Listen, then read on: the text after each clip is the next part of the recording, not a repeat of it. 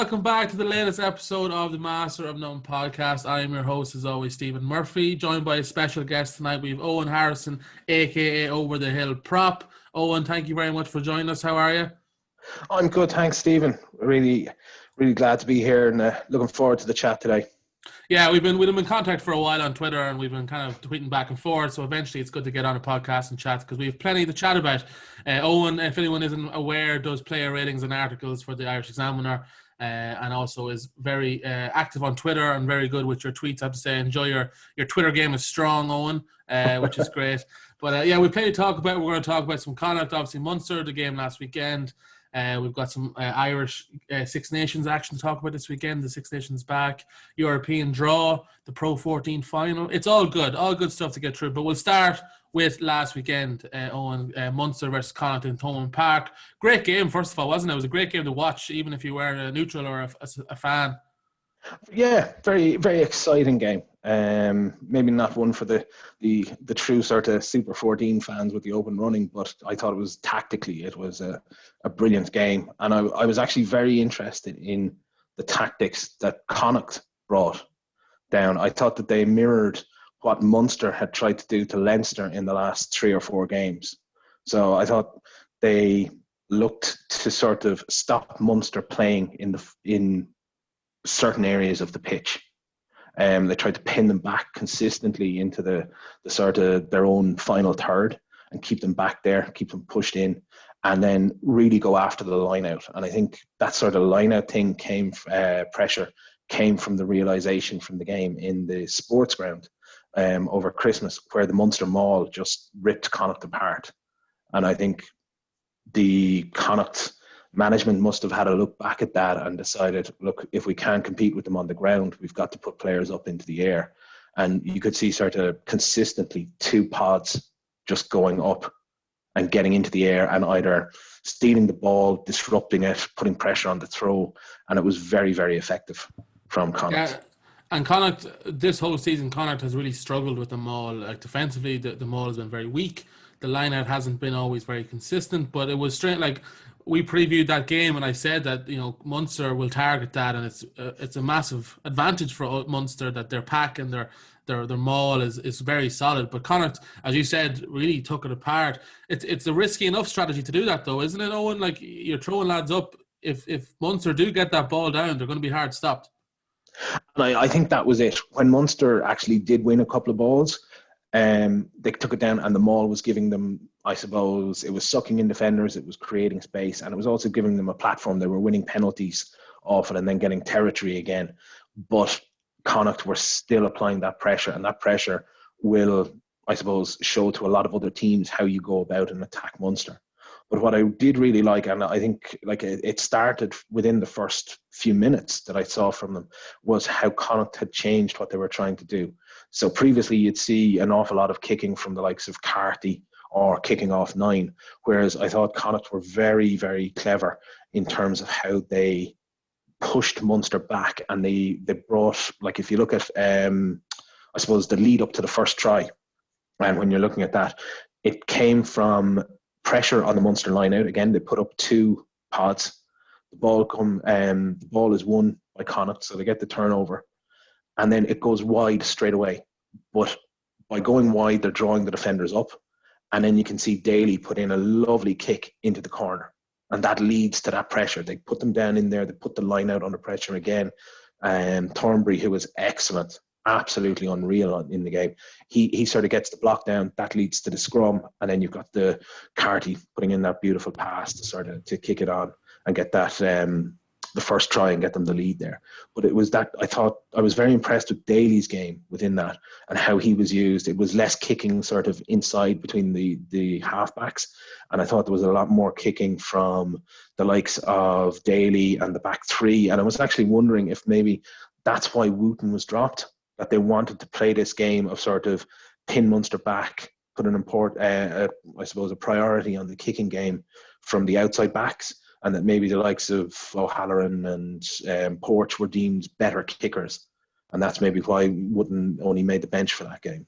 Well, I was on the Connacht press conference there the other day, and Andy Friend was asked about the selection. So he said that it was Healy's left boot that was the deciding factor in being picked over Wooten, because obviously Wooten is the man on fire at the moment with his tries and stuff like that. So I think a lot of us were more worried about the selection of bringing Porch from fullback to wing, because Porch has been incredible at fullback for Connacht. He's been one of the most informed fullbacks at the moment in the league, and bringing him to the wing and bringing in O'Halloran, I'm sure again it was maybe the kicking. You think it was the kicking maybe of O'Halloran that could possibly have been the deciding factor?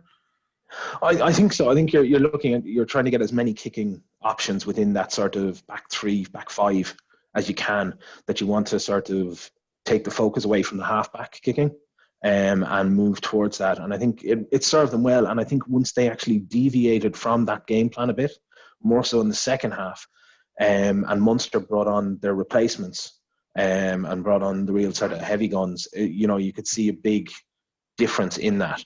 I think once Munster got into their sort of the territory and possession game and they could get into the final third, the big heavy carrier started to come in and they just continued to put the pressure on. You could see it even in the first half. Once they got into position, they're just going to grind you down. They're not as efficient as Leinster in the 22, but they play a similar enough game. And then in the second half, I think what happened was, I think Connacht tried to play a bit too much rugby, potentially in the middle third of the pitch. And then as Munster brought on their big guys, their defensive line just started to grind it down. And Connacht didn't play the kicking game as much. They had to overcommit players into the sort of to clear out, to secure their own ball. And I think at that point then, they just couldn't hold on to it and reset those pods quick enough. And Munster were able to isolate and start winning turnover balls, putting pressure, more of a rush defense, reset in time. And I think that was the big changing point for me.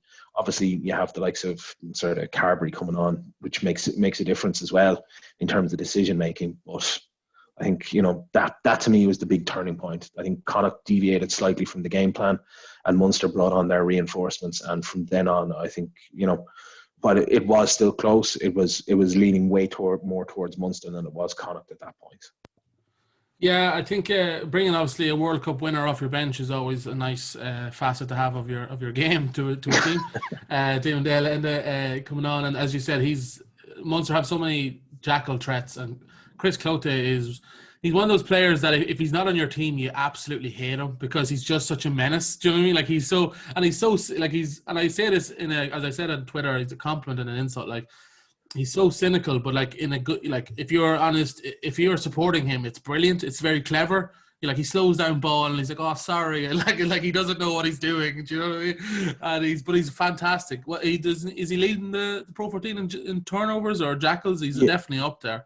Yeah, he's this. What is it? The Pro 14 turnover king. He was leading it up for the last couple of weeks, I think. So I think he's probably got a couple more there at the weekend. And then in classic Connacht fashion, and this has happened all year, like Bundy goes off for a yellow card, which you can agree or disagree with what happened. The 10 minutes, they do brilliantly. They keep Munster out, and then as soon as Bundy comes back on, they concede. And they've been doing that all year. Like when they have 14 men, they're almost better than when they have the 15 men on the field. Why do you think that happens to a team? Is it just that the player comes back on and they lose focus a little bit? I think it could be, but I would actually disagree with you that Connacht actually managed that 10 minutes of Aki's yellow card well. I think they kept Munster out, but more by luck than design. I think like it goes back to me, and like I don't like criticizing players within this, but I think Jack Carty, that whole game defined him as why he should and shouldn't be in the Ireland team. Really, because I mean, like you look at what he did for the 2 tries, and he is such an unbelievable attacking talent. Like he had that beautiful pass for the first try, and it was his kick in behind the blitz defense there that set up the second and got them in. And he's doing a lot more than that. But I think if you look at go back and look at the 10 minutes when Aki went off, it sort of showed potentially why he's not in the Ireland setup at the moment. And I think a lot of that comes down to sort of his game management. And I think once Aki went off, I think he had 4 or 5 kicks. So the first one he found touch but he didn't find it deep enough, and Munster were able to get a quick throw in. Now, for a Connacht, all they were looking for was get the ball off the pitch and let their line out work their magic that they've been doing all game. So like to sort of to allow that, I think was just a little bit, it's a little bit lax. The second one, like he had, was a penalty from inside their own 22, or just out around the 22, I think. And again, he missed touch. Daly was able to jump from outside the line of the field of play back inside with it, and Munster were able to attack.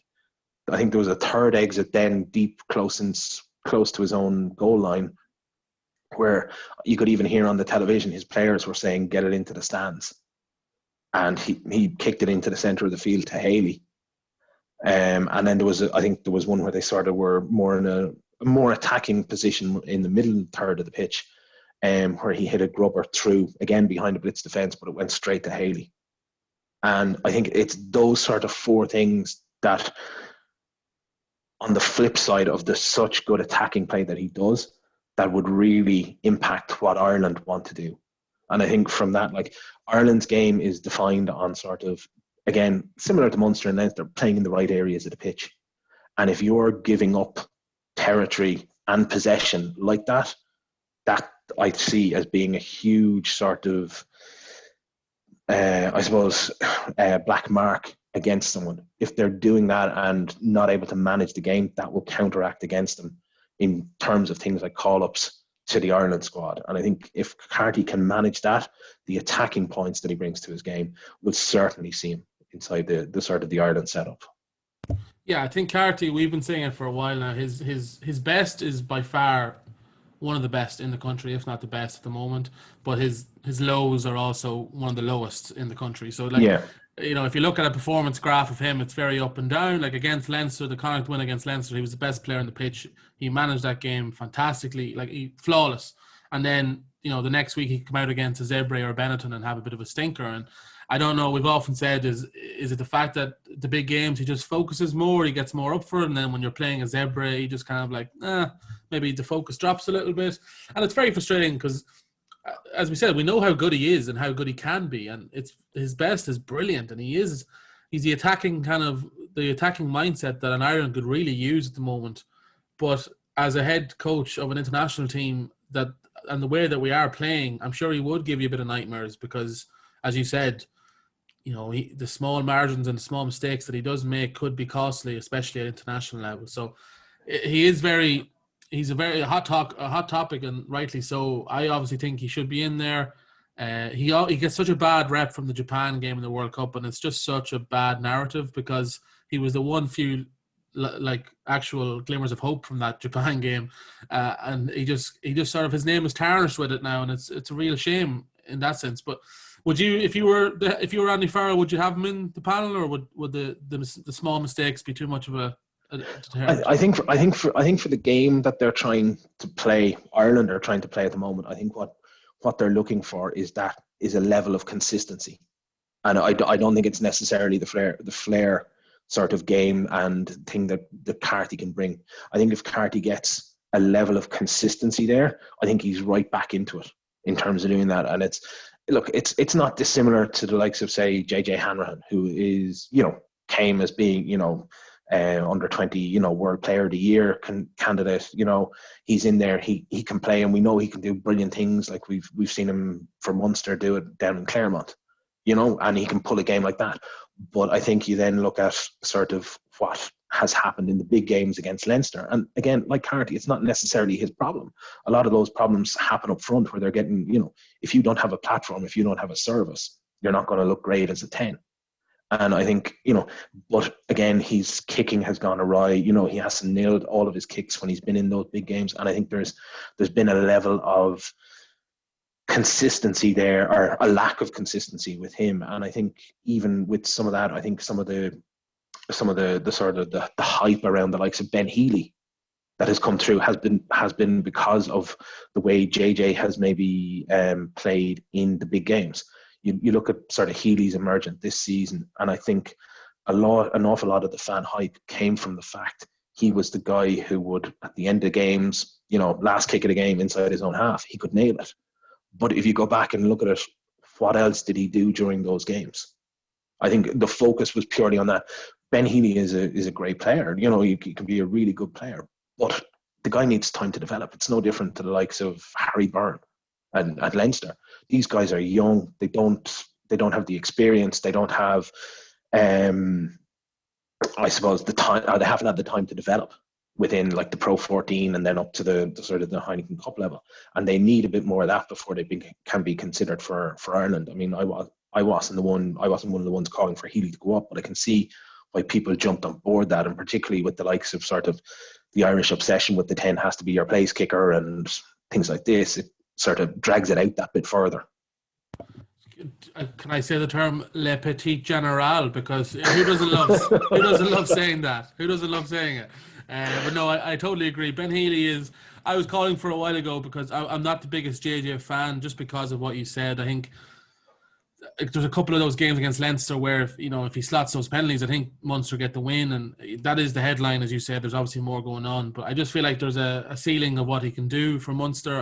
I wouldn't have thought he'd be the man to get you over the line when it comes to getting silverware, and Ben Healy was an unknown commodity. So I was sort of saying, you have a timeline for Joey to come back. That's obviously now, but a few months ago, as a Munster fan, I kind of would have wanted to see what he's have with Healy. Do you know what I mean? By playing the last 10 minutes of games, you don't really know what he is. And to play him for a few games, it might not work. But then if, Joey comes back and you realise you have a real talent here with Healy, use that to your advantage. But there's a good few 10s now in the Munster setup. I think we should talk about them because they have, with Joey back now, they have a real abundance of talent and some riches there between Crowley and Flannery. And the Munster team was just announced today, Carberry starting at 10 and Crowley's on the bench.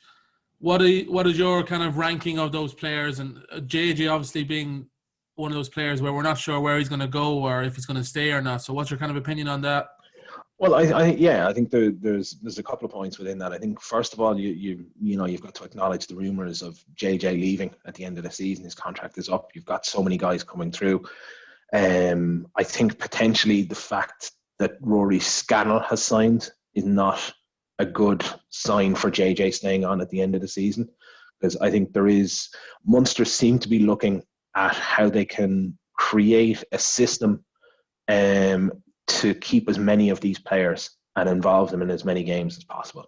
You want your best players on the pitch. So I think if you look at the A games that Munster have played over the last couple of months, they've been looking at sort of trying different combinations of either 10-12 or 10-15 with the likes of Crowley and Flannery, etc., trying to get two playmakers onto the pitch. And I think the team named today with Carberry at 10 and Hanrahan at 12 sort of lines up with that a bit more. And it's the idea that I think it makes sense because you have so many talented guys, the likes of Crowley and Flannery, that can come in, but you want to support them. So you need someone who can take a bit of the pressure off, whether it be kicking or distribution within that. So if you have another playmaker at either 12 or 15 that can step up, come into first receiver, give them a break, ease them into the game, so to speak, then it becomes a lot easier. I think from what we're hearing and what I've seen so far, Crowley seems to be the type of player that just seems to have that extra split second on the ball. He seems to be sort of that quality player coming through. I think you've also got Flannery coming through, and I think he has to find his best position. I'm a big fan of Flannery's. I think he's got a lovely skill set, between his kicking and his passing. I think he can get a backline running within that, but I think Munster need to find out whether is he a 10 or is he a 15 and how are they going to use it.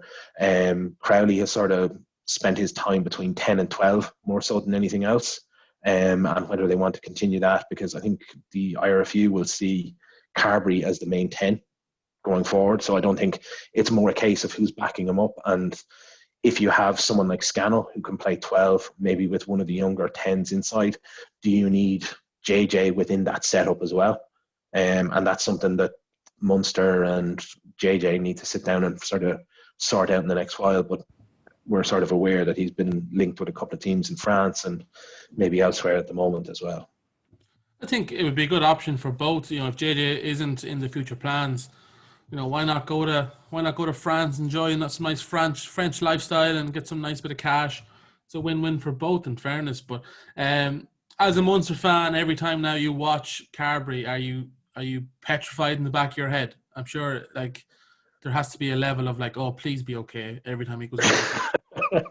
It seems to be every time I see him, carrying the ball towards, an inside centre like Aki, it's like, oh God, please pass it Yeah, pass it now. pass. Yeah, please, just get rid of it. Just get rid of it. Yeah, How deep yeah, can just a ease 10 him back. play? Yeah, how Yeah, deep can he be 10 meters behind the rock? play the Ross Byrne role for a little while there, just Yeah, sit God, back and we'll get to that later on when it comes to that.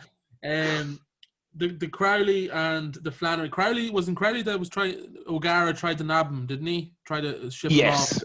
and he said no, which is a great sign, obviously, for Munster that he wants to stay, and also a great sign that O'Gara, touts him so heavily that he wanted to bring him over. What age is Crowley? Crowley was playing 20s last year, so I think he's sort of 21 now at this point, and Flannery is probably around about the same age. So you've got the two guys coming through there, and Healy is sort of a year or two older. Are you the Healy signing a 1 year extension? What was your kind of opinion on that? Um, I think it probably makes sense, and I'm delighted that we kept him on because he did have some interest, obviously, from Glasgow, and he is Scottish qualified. So, but I think it gives options to both sides within this, and I think that's the important part. It's worked out for both sides. So Healy gets 12 months to sort of prove himself, see where he's going, and hopefully get himself a better contract. If he does well at Munster, he gets himself a better contract. If he doesn't, he has the chance to move elsewhere if he needs to short term. He also is getting out of I suppose, what I'd call the World Cup cycle. So he's going to get out of that sort of and not get lost in the churn of players that will need to be recontracted around those times. And that helps him. From a Munster point of view, then you're looking at someone that goes, okay, we've got him on a 1 year deal. Let's see how he goes. But we've also got the likes of Carberry getting fit again, and we've got two young guys coming through from the academy. So from then, it gives them options to see how things work out. But I think this year, in terms of contracts overall, I think it's been more, unfortunately for the players, I think it's been more of a purge than a renewal system. From the little bit that I do understand and can make out, you mean like you were looking at a number of players at sort of the international level who will get sorted out because of their importance to the national side. You're then looking at a number of young players coming through who they see as great potential, and will get them signed up on minimal money in terms of the overall picture. But I think there was a lot around the middle, within that, players that have been within the sort of the setup for a number of years, may have been on the fringes of international squads previously, dropped back from that. They may have been on good wages, and we're hearing about all these serious cuts, and I think that's the sort of the group of players that have taken the hardship really within this sort of renewal. And there's the likes of players that are searching for, that haven't renewed yet and waiting to hear, the likes of Sweetenham, Cronin and Munster, and I'm sure there's others around. I think Ulster probably did their business nice and early because they didn't necessarily have too many that were sort of in that sort of process who had been around international squads previously. They had a lot of the young guys coming through who are easy enough to contract up. They had a couple of players at international level, but they didn't have too many in that middle third that they needed to take care of. Yeah, I think I know Connacht fans are still waiting to hear about there. So it was when Ulster came out so early, everyone just assumed that the rest of the provinces were going to do the same, and still waiting. I was going to ask you a question about Pro14 final is coming up. Munster versus Leinster again for a good few games recently. Munster obviously haven't gotten the better of them in a while. Are you positive ahead of that game?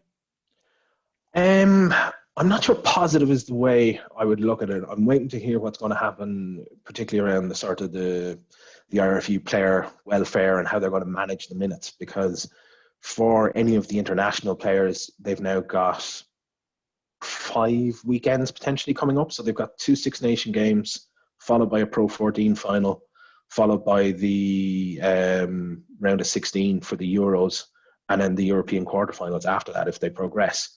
So it's the likes of, you know, Byrne, Stander, Earls, maybe even the likes of Murray, etc. Is Nusifora and Farrell going to allow them to play 5 weekends in a row like that after coming off sort of the Six Nations? Yeah, it's a good point, and then you got to prioritize as well Pro 14 final over European success. I think most people would choose. I'm sure Munster at this stage would just give us a trophy. We'll take the trophy. You have to at this stage, and then like Leinster, obviously. Again, Munster's first. We'll talk about the Euros. So the draw, obviously, for the European Champions Cup and Challenge Cup has taken place as usual. I don't know if you watched the draw, but everything is just drawn out for no particular reason. What could be done in 10 minutes takes over an hour. Munster drew Toulouse at home. Obviously, at home is fantastic, but with no crowd, it's not quite the same as Thomond. With a crowd, the atmosphere. When you got Toulouse, what was your initial reaction? A little like, okay, we've got a home draw, but, you know, how good is that? You know, would you prefer to play Toulouse at home or say Wasps away?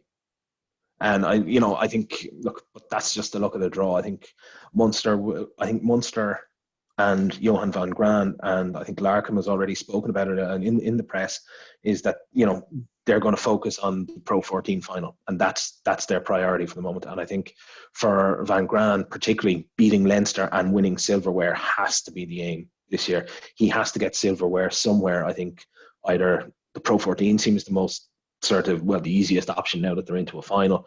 You've potentially got Europe, and then you've got the Rainbow Cup coming on. So, but I think he's got to win one of those three this season, really, to sort of justify his progress within the team. He's been very close, and I think he can with this squad. I think he's got the guys playing. I think Europe might be a stretch too far at the moment. I think Munster have, and it's my worry for the Pro 14 if Munster don't have access to all their players for that final, is that I think Munster have potentially, with their sort of everyone fit, first 23 players, that match day squad, they can match anyone in Europe. But it's once you go beyond that the strength is only starting to develop. You have the guys, and like some of them have really shown up this season. You have the likes of Josh Wycherley coming through, who is so brilliant in Claremont. You have the likes of Tom Ahern, who I think is just going to be an absolute superstar in second row. And then you have the likes of sort of Crowley, Kendall, Flannery. You know, you have these guys coming through, but they're going to need another maybe 2 seasons to be there and up really where you want them at that top level. That Munster are going to be a real force in Europe again, and a real contender for silverware within that. And Leinster, as we know, their depth is just insane. So you're basically saying you'd rather both teams be full strength. You think Munster have a better chance when both teams are full strength rather than the second teams? Yeah, exactly. I think where Leinster are brilliant within their system and their academy is that they can replace their international stars with such good quality coming through due to their systems, whereas Munster are starting to get that there, but they're not quite there at the moment. And I think there's maybe just a slight difference that would tip the balance towards Leinster, whereas I think it's still quite 50-50 if we have full teams going out.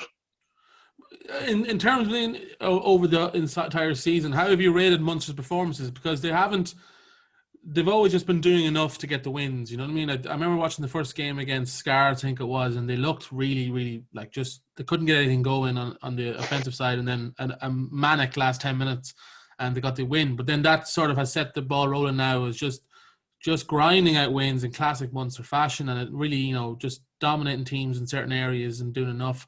Do you think their performance can be good enough to beat a Leinster? I think that they've got to hit close to 100% to come and for things to go their way on the day. I think they went in at the sort of back in September. They went in the sort of the sort of Pro 14 games at the end of last season, and they went in with a very specific plan. And they wanted to grind Leinster down. They wanted to take them on, put Leinster back into their own sort of 22 inside their own half, and force them to play or kick out. from deep in their own territory, which Leinster don't like to do. But to do that, Munster needed to have big ball carriers. And like I've written about this in the Examiner a couple of times around, Munster need, I still think Munster's issue is in the tight five. They don't have enough what I would call big, effective, heavy carriers within that. You've got Kilcoyne there, but you don't have anything really. Scannell, John Ryan, Archer, Ty Byrne and Klein are developing that game, but I still wouldn't, if you're going against a sort of a ready set defense who's going to blitz you off a slow ruck ball, Kilcoyne is the only one out of that tight five that I'd want running into it. He can build up, and I think it's potentially that acceleration as you come onto the ball that sort of differentiates how good a heavy carrier you are. The likes of Byrne is using his footwork to get around that. The likes of Kilcoyne will just barrel into you and will accelerate into the contact and sort of gain meters from it. CJ is good at it as well. But I think within the tight five, Munster need to do it. And I think someone like Salanoa is going to be absolutely unreal at sort of doing that. And I think the loss, when Munster were back in September playing in the Pro14, the loss of the likes of Snyman and Kilcoyne and those missing from it, like we had them for 5-6 minutes start of the game, suddenly the two of them are gone. That throws up your entire game plan. And Munster wanted to kick. They tried to play on, but they just didn't have the players to do it. I think if we can continue to get those, I've seen a huge improvement in the likes of John Klein in the last 12 months. He's gone from being someone who was literally just for the set piece. He was there to do the line out, the maul, and the scrum. But now you look at him and he's actually carrying into contact pretty well. He's using his feet and he's become a much better distributor as well. And I think the more that Munster can add around those heavy carriers, you've got the likes of Gavin Coombs who's come on, who I think should be very close to the Ireland setup myself. Like, I mean, it's not often you get a guy of sort of whatever he is, 6'4", 6'5", about 18 stone plus, who has that sort of speed and handling ability. We just don't generate those sort of players in Ireland too often. And like for a game that's born on carrying, he should be close to it. And he's doing it for Munster at the moment. And I only hope that he's getting the direction from the likes of Farrell and Cat, etc., as to what he needs to be, what he needs to improve to get back into that Ireland squad. And he's got it. But for Munster overall, I think if they can get a full squad out, they can challenge. If they go below that, to me, it tips the balance more towards Leinster. I'm not writing Munster off, but it just makes it more of a challenge for them. Yeah, I agree on your point. Like, you need, as you said, big ball carriers, especially against Leinster with like Fardy, James Ryan, Rhys Ruddock. They're not small boys. And you made a very good point there. And we've seen it against Italy where we didn't see it in previous Irish games, but taking the ball at speed from a ruck, you know what I mean? Not the static standing start that we normally get. And you made a good point there about Kilcoyne. He can get up to speed, whereas Klein, he's just such a big man. It's harder for him to get up to speed than someone who, like, as you said, Gavin Coombs, who is a bit of a freak like that. He can get up to speed for the size of a man he is, and that will be vital. On the other side of things, Leinster, again, we've been saying on this podcast, like, they have never wowed us this year. But they're always coming away with bonus point wins, and they just seem to ruthlessly drag away at you, kick at you, get over the line. From 5 meters in, they're just going to score because they wear you down, phase after phase. But have you seen that as well? Like, they haven't been playing teams off the pitch. We saw against Dragons put it up to them, incredibly well for that game. So that has to give you hope as a Munster fan, surely, as well. I think so. And I think Munster will look at that in a certain way, is that, like that, Leinster haven't, despite the tag of Leinstertainment and all this that goes on, from the fans, Leinster haven't had a sort of a backline. People think it's still coached by David Knox, and they're still scoring tries from like Toulouse away in 2006. But I mean, in reality, what they're doing is they are just grinding teams down, get into the final third, get into the sort of the opposition 22, and you don't leave. You just continually take the ball, grind it out, ruck after ruck after ruck. Just continually go through until they can't reset the defence quick enough. And they have the players and the type of players to do that. And they're just relentless at it. And they have the quality coming through in terms of, once their internationals are missing, the guys filling in can still perform that role for them. And that's the big thing. I think with for the likes of Munster, they've been patchy and bitty at times in terms of their performance and haven't been able to maybe match that. But I think what Munster will try and do is the same thing that they did with Connacht, is once Leinster get into a certain area of the pitch, Munster will just go after the breakdown. So what they're going to do is they're going to try and get the likes of Byrne and Kilcoyne and CJ, maybe even Clote if he's playing, or O'Mahony. And what you're going to do is, before they can get close to inside that sort of 15 meters from the line, you're going to see them actually go after the breakdown and try and steal the ball or win a penalty through it. And that stops them getting in. If you start giving away cheap penalties and you let them kick in and they can get a line out and clean possession, you're gone. Because it's very hard. I mean, we saw in the game, I think it was at Christmas, you Ty Byrne winning it on the line. But I mean, like, that's a last second stand sort of thing. You're really That's not what you planned for before the game. Yeah, exactly. Okay, we're going to win 3 balls on our own line to stop them scoring tries. It's not the best game plan. Tig, we're looking at you, Tig. yeah, just keep that blue scrum cap on there. You'll be grand. Yeah, exactly. You've got to target them there, and I think if they can do that, you stop them getting in. And again, you meet them on the game line, blitz defense, try and get as many people into the breakdown and go for it.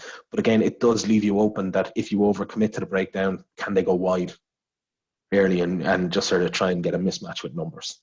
Yeah. I know they're not a fun team to plan for, I can only imagine.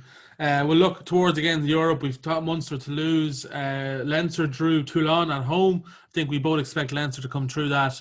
But that sets up a potentially gorgeous quarterfinal of Leinster-Exeter, which I think everyone will be tuning into. I think, as we just said, Leinster's game plan of bullying you on your own gain line and phase after phase, that's not going to work against a team like Exeter. Well, it's going to be it's almost like 2 exact same styles going against each other, and you're talking about 2 of the top teams in Europe who employ the same style. So I mean, like, that could be an absolute classic 3-0. Don't jinx it. I'm looking forward to that game. So don't jinx it. Just 2 teams absolutely, kicking the leather off the ball to get into position, kicking it back, and hacks and forwards, just sort of bashing each other consistently in the middle of the pitch, and you get sort of a 3-0. It's either that or it's going to end up, like 42-35 or something. Let's hope the latter.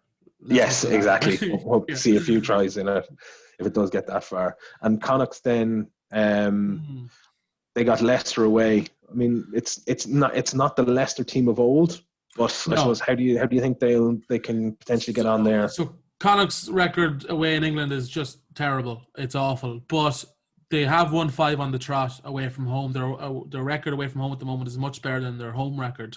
They obviously would have rather done it at home, but as you say, Leicester, I think they're 10th maybe in the Premiership. But the problem is this is the problem that's always been the case. The Pro 14, like, how strong is the Pro 14? Do you know what I mean? Like, Connacht are 4th in the Pro 14, but then the Premiership is so strong as well. Like, you've got really good teams. Like, so it'll be interesting to see. Connacht and Ulster should be looking at the Challenge Cup as being, a real attainable goal here, because if Connacht do get past that away game to Leicester, they're home to either Northampton or I believe it's Newcastle. Ospreys or Newcastle. Ospreys, Newcastle, yes, which is, that's a very winnable game. Then you're into a semi-final, and then who knows, 2 games from a trophy. And Ulster's the same. Ulster drew away to, at the top of my head, I have it here. Ulster to Harlequins. Yeah, Harlequins again. So look, going to England is never easy, but Ulster, we'll talk about Ulster here because I want to get your opinion on them, because we've seen in that first 10 minutes against Leinster, like, when they have go forward ball and quick ball the ruck, they're just so dangerous in attack. They have superstars on the wings. Balakoon's back, looks like a real absolute superstar. We saw Stockdale back looking healthy and looking confident. James Hume's a bit of an up-and-coming star as well, and obviously Cooney pulling the strings. They have the talent, as I said, I think, to go on and win this. Have you been impressed with them this year? I have, and I think you're right. It's whether they can get the platform to release those backs and let them play with on the front foot, and that's their biggest problem. And I think I agree with you. I think both Connacht and Ulster, if they can win those sort of round of 16 games, they can get in. They have a good chance again in the quarterfinals. I think it depends on what sort of a platform they can do. Ulster seem to have got together a more workmanlike I suppose, is forward pack. I think, you've got the real star in terms of Marcel Coetzee there, and he's relied on so much for them. If he starts going forward, the rest of the pack tend to go with him, and then that gives them the platform to play. And I really like what they're doing, as you say, with the likes of Balakoon and Lowry there, and Hume, I think it is, at outside centre, outside McCluskey. He seems to be a really, really good player. I like what he's doing, and I think he gives them a nice balance within that squad. I think the sort of balance between the two centres, between himself and McCluskey, is really good. And then, they've got good backup options even within that. They've got Burns and Madigan at 10 as well, and they look to have it. If they can keep players fit in the forwards, I think they have a good chance there. I think you cannot stress the importance of having Coetzee fit for all these games, because he's that important to them. Like, we've seen it in games when he goes off early against Leinster, Ulster just aren't the same team. They have Nick Timoney there, who's coming in. He's fantastic this year. They've got David McCann, who's a youngster coming through, who they really tout very highly from the Ulster fans that I know. And they're hoping that he develops over the next year or two, especially to replace Coetzee, because it's not going to happen straight away, unfortunately. But if Ulster do get past that, they're away to either Dragons or Northampton. Again, they're away from home, but Ulster can win these games, and they just have to, as you said, get the right platform, because they have the attack to do it. So Connacht and Ulster definitely should be viewing this. And Dennis Buckley said that during the week. He said, like, this is it. This is a very, very reasonable goal to achieve for. And it's actually Connacht have never played Leicester in Europe, the only English team they haven't played. So this completes the set for Buckley as well, who's played everyone but Leicester Tigers. So it's exciting though that weekend. There's going to be plenty of European rugby, and I can't actually wait to watch it. Well, now I'm not excited to watch the Leinster game. Now you've turned me off as well. That's the Exeter game, so that's next round. But we have to talk about upcoming Six Nations. Owen, it's back after a week off. We play Scotland this weekend on Sunday. What's your early kind of feelings towards it? Are you feeling good about it, or this is a potential banana skin? I think it's a potential banana skin. I think maybe potentially a bit too much has been made after the Italy game. I think Italy were poor in a lot of areas. They allowed Ireland easy access to territory and possession, and they allowed them. I think the gain line. Ireland just dominated that gain line. And once you get front foot ball onto that, it makes things so much easier to do. And I'm not too sure they're going to get that against Scotland or England in the final game either. And I think, depending on what Scotland turn up, is it going to be the one, against England, or is it going to be the one that we've beaten 8 out of the last 10 times? And I think that'll make a big difference. I don't see, and I didn't see within the Italy game, I didn't see an awful change in tactics from Farrell and particularly Cat. And I think what really interested me before the Italy game was the comments from Mike Cat, where Mike Cat said he's not forcing the players to play a particular style. He's letting them play heads-up rugby. To me, it's got to the point where Cat is starting to come under pressure. I don't think, no one should be calling for his head, but he's now gone and made that statement, which is effectively saying, I'm telling them what to do, they're not doing it. So either that can only go on for so long, because if the players aren't doing what the coaches tells them, at international level, you can't go replace the players. So if you can't coach them to get them to do what you want, I think you're putting the pressure back on yourself. And I think they did what they needed to against Italy by getting over the gain line and getting into the right areas of the pitch to play, and then they could start offloading and doing what they needed to. But I don't think they're going to get that against the likes of Scotland and England, and I think that's going to make it a lot harder. I mean, I've been fairly vocal in terms of my criticism of the kicking game from Ireland. Welcome home, Owen. Welcome over welcome. You're going to fit in well here. You're going to fit in very welcome well. To the dark side. Welcome to the dark side, man. It's so good over here. I mean, the one that really got me within the first two games was we're taking primary phase possession, so we're taking things like lineouts within the final third of the pitch, and we're sending them off the top of a lineout straight to the scrum half, straight. It was against France, and they did it against Wales as well. To Sexton and to Burns, and they're kicking up and unders into the 22. And I mean, if you're struggling, and I think it was Murray Kinsella had a tweet on this a couple of months back. If you look at Ireland last year, I think all but 2 or 3 of Ireland's tries last year were scored when they had possession inside the opposition 22. So Ireland have to fight to score tries. Ireland have to fight to get into the opposition 22 and win the ball or retain the ball. So if we're getting close to that and our primary sort of attack is to kicking up and under to a fullback, I just don't see, the point really. I mean, it just doesn't make a lot of sense. I think if you're going to do something like maybe, as I said, like with Connacht and what Tom Daly did against Munster, where you move the ball wide and then you're pinning them back with a kick into the corner and you're putting pressure on the line out, that I can understand. That's tactical kicking. But just to hit an up and under and you have 5 or 6 players standing around a fullback who's claimed it, and then he has, able to launch a long counter kick back, and you start to lose territory. It just, I'm not seeing the progression there, particularly in the kicking game. I think if they can't get into that 22, they struggle for ideas, and they end up with a lot of aimless kicking. I think the likes of Lowe being brought into the team at the moment, he's there not as a winger to finish, but as just as someone who has a boot.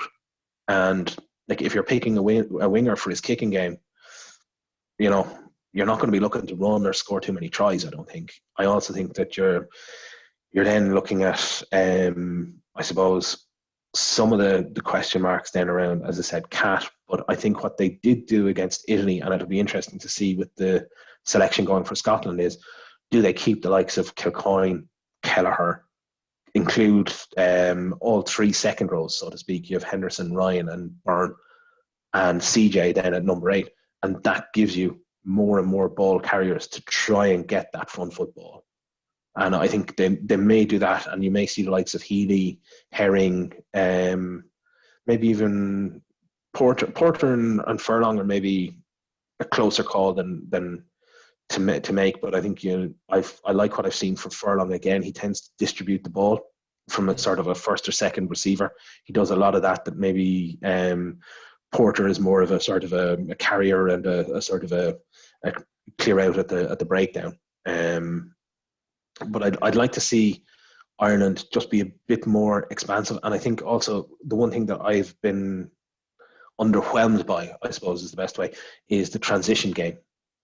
So you look at the likes of, I suppose, when teams are kicking to Ireland, there's been a change since Rob Kearney has left. When Rob Kearney was there, particularly under Schmidt, all we saw was Rob Kearney go gather the ball and look for the quickest and clearest way to find to a reset pod.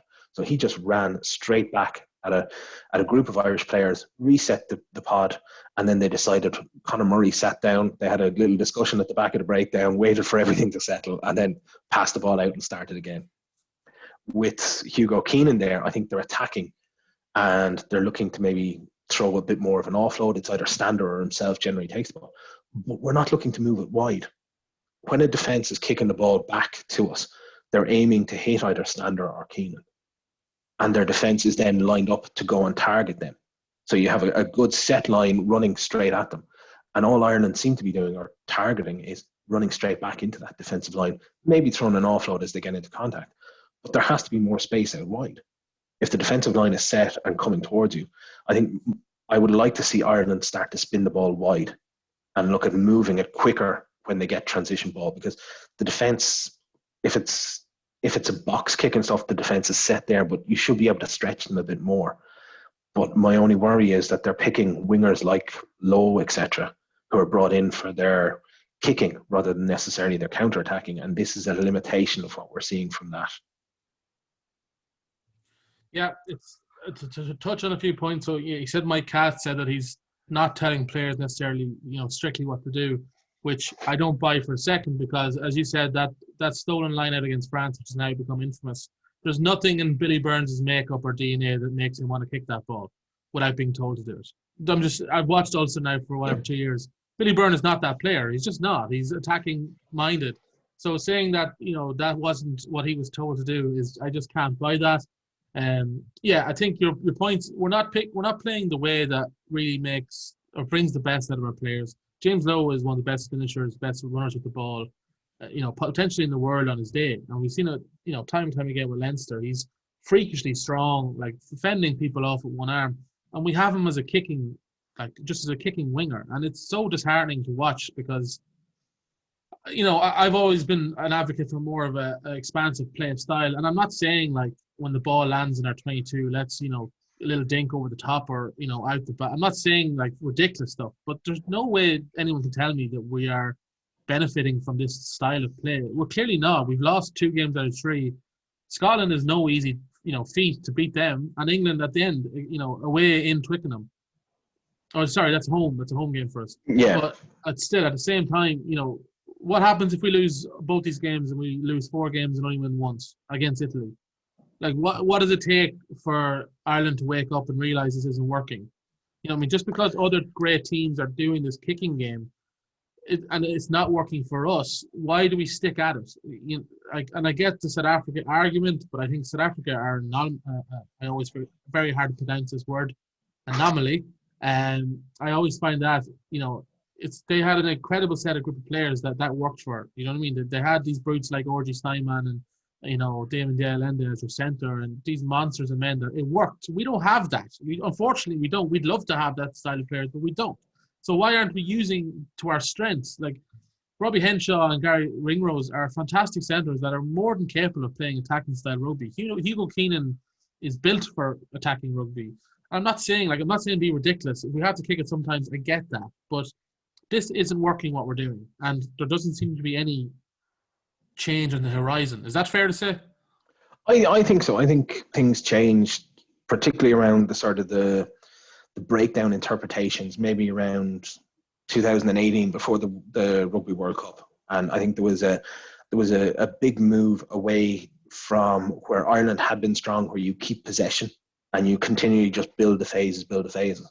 And with the interpretation around the breakdown and the benefit, I think, that was being given to a jackler coming in, I think it really impacted how Ireland played. And I think Ireland didn't change that before the World Cup and suffered from it. And I don't think Farrell has changed things away from that enough in the intervening period to now to suit it either. We're trying to kick the ball away, but I don't think we're doing it in the best ways. I think, as you say, look, we can try to play like South Africa, or it's essentially the same sort of thing as Leinster do.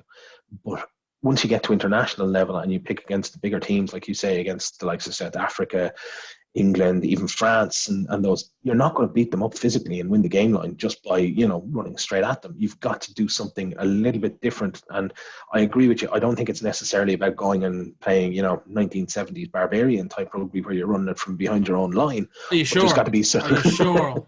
I mean, who would want to watch that? Yeah, I'll watch it. I'd happily lose to Scotland if we played like that.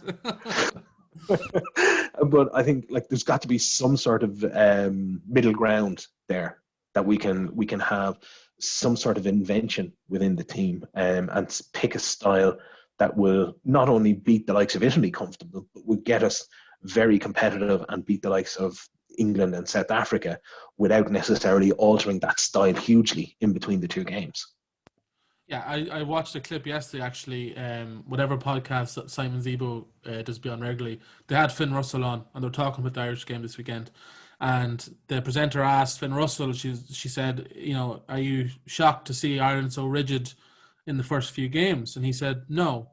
He said, Ireland, that's what they are. They're a system and they're rigid. We know what to expect from them. And I don't think that's a good sign when your opposition knows what to expect all the time.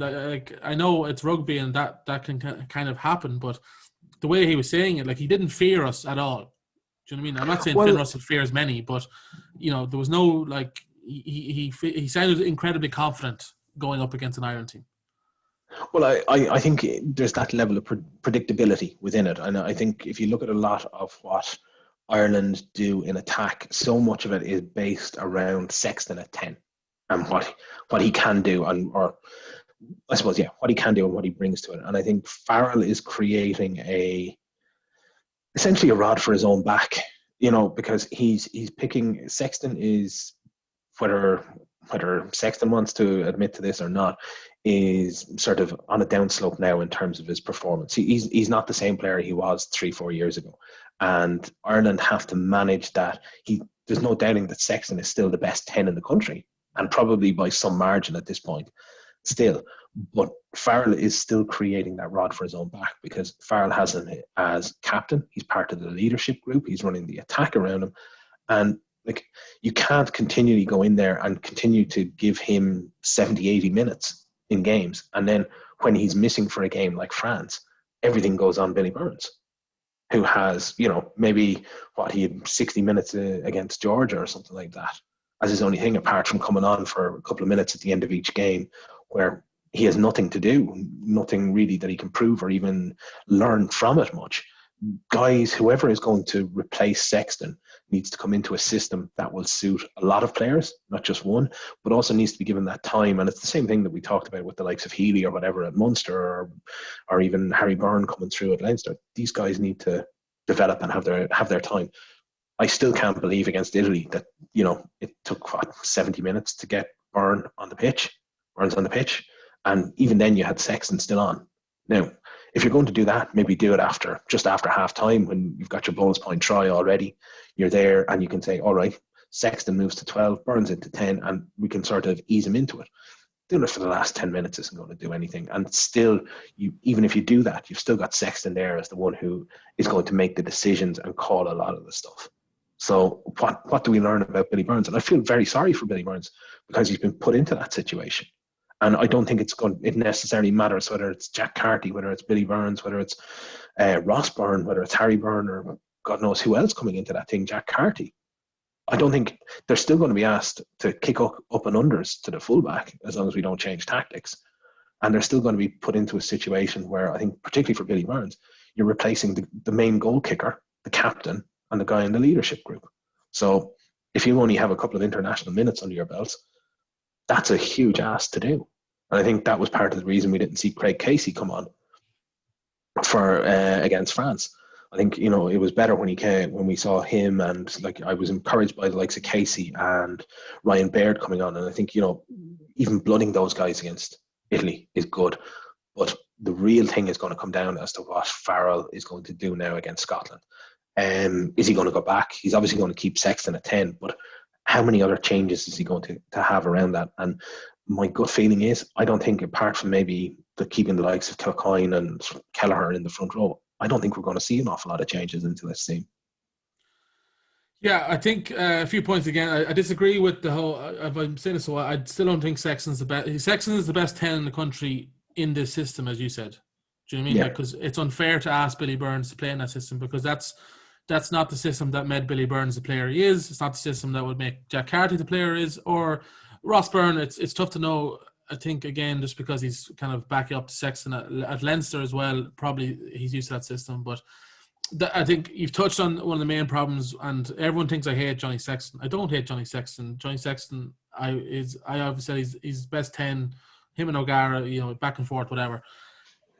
Everything is so dominated by Sexton in the Ireland setup. It's incredible. As you said, that you said that point that everything is he's the center point of everything, and that worked for years. Do you know what I mean? It was a smart thing to do when his production was, he's World Player of the Year, 3 years ago? That was a smart thing to do. Now he's not, and we're seeing the problems with it.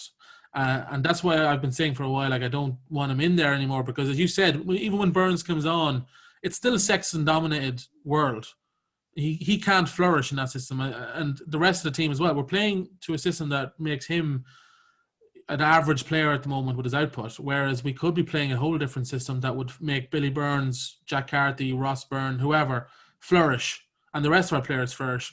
And that is the problem. He is still too much involved in everything, and whether he likes it or not, he's, we've always seen the clips. He's a micromanager, Sexton. He's involved in everything, and I'm sure he's a nightmare to be around sometimes, but that's what makes him great at the same time, or what did make him great. And until we change that, and he signed another year central contract, which, again, we can touch on central contracts. I wasn't a fan of it, but he's going to be around for another year. He's going to be dominating everything, whether they like it or not. Having him as captain was idiotic in the first place. The referees aren't a fan of him. He can't deal with them very well. And he's a hothead. And again, that's what makes him good. That's his personality. You need that sometimes, but not as your captain. We're just too, like, why are we so afraid? Why is Andy Farrell so afraid to change stuff? Because this Six Nations, we've already lost 2 games out of 3. We're not going to win it. Why is he so afraid to now, even now against Scotland, where realistically this Six Nations is a throwaway? Why is he so afraid to change stuff? I think a lot of it comes back, and I don't necessarily agree about Sexton being, unrelatable to refs and things like that. Look, I think that's just part of the game. I think, look, it can go too far maybe at times, but look, I don't think it's necessarily a big issue. But I do think within the Six Nations, and international rugby in general, part of the thing is you can't and you're not afforded mistakes. You can't be making up basic errors. And like when we go back to the Jack Carty thing, and getting him involved, if you look at that sort of 10 minutes when Aki came off, those sort of mistakes would be absolutely killed at international level. And I think potentially the big difference that came in that Munster Connacht game was Carberry came on. He didn't necessarily do anything flash, but he didn't make mistakes, and it was good, solid decision making. And I think for Ireland, Farrell is literally hoping that what you're going to get is you're going to get Sexton to see him through the Six Nations. You're going to get Carberry, who's going to come in then and effectively at some point over the next sort of 6 to 12 months look to take over from Sexton, and you'll have that transition happening. And he will then have to figure out again who's going to be the guy behind Carberry. But he's then left in the situation. To me, it's the same situation. Whether it's a retiring Sexton or it's an injury-prone Joey Carberry, who do you have as the backup? Because the likelihood is you may need them. And I still don't think we've sort of done that. And that's potentially where they need to over the next couple of games. And if anything does happen over the summer in terms of tours, I'm not quite sure where that is at the moment. That's where we've got to go and find the next out half. But I do think, like, you're correct, and like what I said originally, is Farrell has got to stop sort of creating his own problems. He can move the captaincy, give it to James Ryan or whoever else it needs to be within that at least takes one part of it away. I don't know whether you look then maybe, do you look at someone, potentially trying to get other people taking over some of the kicking duties rather than Sexton. You have a number of people within that. You could, you have, even within the current team, you have the like of Ringrose, who is a very good kicker. You have Conor Murray there as well. There are other options, because you have someone like, if you're going with Billy Burns, he's not Ulster's primary place kicker. So if you're bringing him in, I think it's unfair to ask him to be primary place kicker, replace the captain, do all those things that Sexton does within it. So I think there's certain things that can be moved around, but Farrell needs to do that starting very, very soon to get there. Yeah. So that's you say in a year's time, if that happens and Sexton goes, is it too late at that stage if we're looking at a World Cup in 2023? Well, I think it's probably a completely different conversation to get into, but I mean, look, the IRFU don't really care about World Cups, and I think we as fans sort of forget that to an awful degree, because I think the Rosa Tralee says everything you need to know about the World Cup, going back all the way back to 1987 and how important it is in Irish rugby. But in terms of financially, no one within the IRFU is going to allow an Irish coach to build a squad 3-4 years out from a World Cup to primarily target that, and they won't do it because of financial reasons. They're not going to give up the money coming in from the Six Nations and the results and potentially getting crowds and things like that. And I know there maybe was something that could have been done this year towards it, but I still think they were always going to focus on things like the Six Nations and the current games to try to get results, because an extra game or two is not going to bring in the same revenue in sort of 2 or 3 years' time that losing 4 or 5 games or maybe more over the sort of intervening period against winnable games, I suppose. It's not going to make up for that. And the IRFU are focused on financial gains within that. The coach is focused on winning game after game, and we don't look at a 4-year cycle. We just don't. We're not a nation, and I think as fans we always look at that as the sort of the big prize. I think from the IRFU's point of view, it's okay. It's another tournament. We get to the knockout stages. We're good. That's a very flawed system then as a fan. But my counterpoint to that is this year has been a terrible year so far, and financially it's not going to be a great year if they do go on to lose to Scotland and England.